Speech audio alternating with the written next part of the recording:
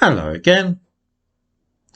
Seeing a very wealthy young man of Indian heritage become Prime Minister of the United Kingdom reminds us that poverty and disadvantage among those belonging to visible minorities in Britain does not seem to strike equally at everybody. Black people appear to be the victims of economic disadvantage far more than other ethnicities in this country. In Britain during the 1950s, 1960s and 1970s, many people arrived from former colonies like the islands of the Caribbean and the countries of the Indian subcontinent, India, Pakistan and Bangladesh. Families of Indian heritage also came to Britain from Africa, having felt the need to leave countries such as Kenya and Uganda. Those leaving Uganda came to Britain as refugees, having been stripped of all their wealth and belongings. It is impossible to track the origins and progress of all families belonging to various nationalities or ethnic groups, but we are certainly able today to see how well they are doing relative to the average British citizen. According to the Office for National Statistics, or ONS, department of the United Kingdom government which is charged with collecting and publishing data on life in the British Isles, there is a great disparity between how those who came from Indian families are doing, as opposed to black people who came primarily from Africa and the Caribbean. The figures for income between 2016 and 2019 make fascinating reading. The highest incomes, more than £1,000 a week, are earned by 28% of British people. There is wide variation, though, between the ethnic groups who make up that average. Two figures are of special interest. Among those of Indian origin, 46% are earning at this highest rate, while only 20% of black people are doing so. The percentages are reversed the lower down the income scale one moves. Looking at those who earn between £300 and £399 a week, which makes up 11% of the population, it is observed that just 6% of Indians fall into this bracket, set against 15% of black people. We note too that rates of unemployment for those of Indian origin are half those for black people. The figures for January 2021 show that 8% of black people were out of work, while only 4% of those of Indian heritage were in this position. Roughly the same as the percentage of unemployed white people.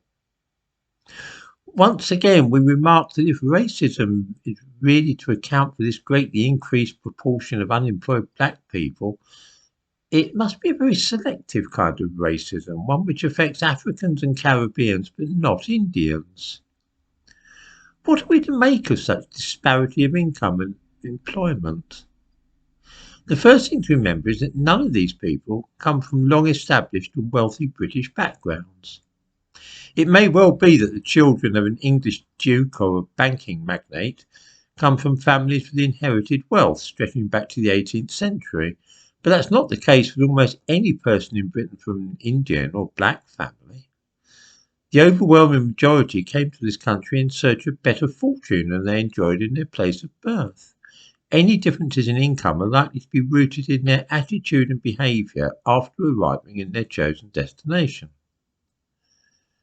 Anybody buying a newspaper at a privately owned shop in England, that's to say somewhere which is not a branch of a supermarket or chain of garages, will have noticed that the odds are strongly in favour of the proprietor having come from a family with its origins in the Indian subcontinent. Conversely, it may be noticed that no such shops are owned and run by black people. This is also the case in parts of cities which are predominantly black. Even in those districts, it is Indians who own and run the small shops. Readers in the United States may have noticed something similar with convenience stores run by those of East Asian origin.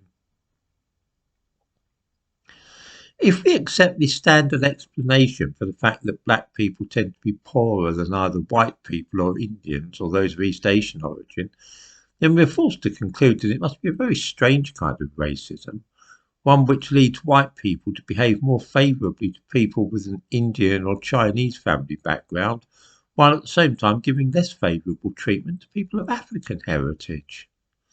This is a strange idea and it's counterintuitive.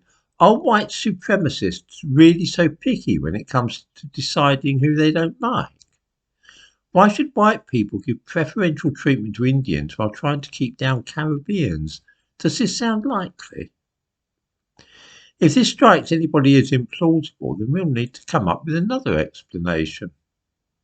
Suppose we assume that white people who exhibit racial prejudice do so against Indians and black people alike.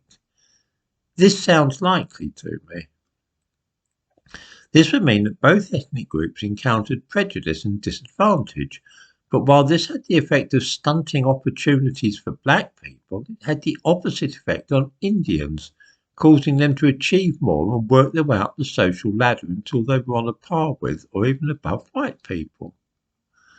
If that's so, would that say anything about the inherent abilities of Indians and Africans? Or is there another explanation? I'm genuinely interested to hear what people think about this because I'm sure that I can't be the only person to have made this observation.